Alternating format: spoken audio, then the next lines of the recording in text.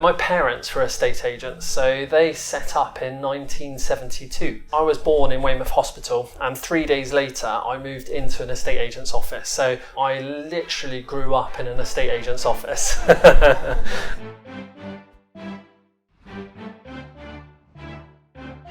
I've been doing it for 24 years. I opened my own company 14 years ago. I sold everything I had, like literally everything, and I went down the bank and I borrowed 25,000 personal loan, and I set up the estate agency, and I didn't have any properties in my window, nothing. And you have to have some properties in there to get people to come in. I had to get my mum's property on, I had to photocopy my sister's property, my friends, I put his on the market, just to get some properties in the window to show that I was an estate agent. I set up, and after 10 months I ran out of money. I phoned the commercial agent first of all, and I said, look, I need to get out, I need to sell the company. And he said, James, it's not worth anything, no one's heard of it, you've only just set it up, sorry. And I was like, I'm done for. I employed my sister as well at the time, and I said to my sister, look, I'm so sorry, I'm gonna have to let you go because I've run out of money. I've spent my personal loan, I'm done for. And my sister turned around and said, don't worry, James, I'll remortgage my house and give you 15,000. That 15,000 was just enough to get over that first year, and then I was flying. I was off, done. The fine line between making it and not making it is very thin.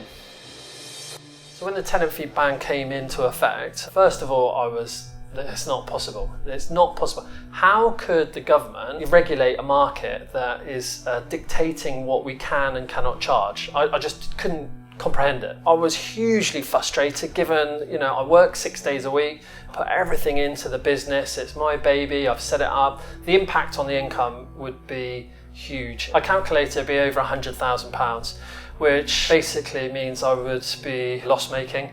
I would be better off closing the door and going home.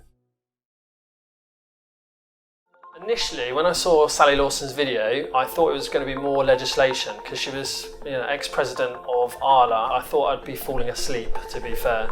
However, coming on to Agent Rainmaker, it's exactly the other side. It's very upbeat, it's very energetic, and it's all to do with growing your business. I went on the boot camp and learned so many different techniques to tweak, test, repeat, innovate. It's increased revenue across every aspect of the business. I found it very impactful, obviously on my business, but also on myself, and also connected with a couple of agents locally. We're now working together, and I have friends now across the country. So actually it's quite a good community that's kind of come together. Peers like myself on my level who understand my fears, my aspirations, the troubles, the difficulties, and the challenges we have as an industry. So it was really refreshing. What I realised was, despite being in property 24 years, I didn't know it all. I didn't know aspects of business that I should have done. And actually what it did is invigorate me to really look at areas of the business that I could concentrate on, tweak, develop and innovate. My terms and conditions I wrote 14 years ago. Since boot camp, I've probably rewritten my terms and conditions about 6 times. When I came back, I literally locked myself in a room, rewritten my whole terms of business, obviously spoke to the staff about the rant method, did training, and actually my staff were on board. They could feel my excitement as well. I decided to focus just on my landlords and my management fee terms and conditions initially. So I emailed each landlord individually. I initially started with 15 landlords to test this, and the response back was, we knew you were going to be doing this, we expected this to happen, and to be honest, you're worth every penny, and you do a great service and we don't mind paying the extra. So obviously my confidence grew from there, and that developed. The monetary side, I've made the 100,000, so I am, as I say, at the beginning of the journey. So I've covered the loss that I was going to make, but it's an upward journey.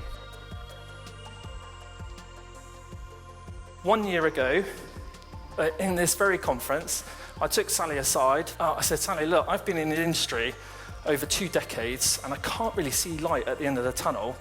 And she just said, James, don't worry, you're in the right place.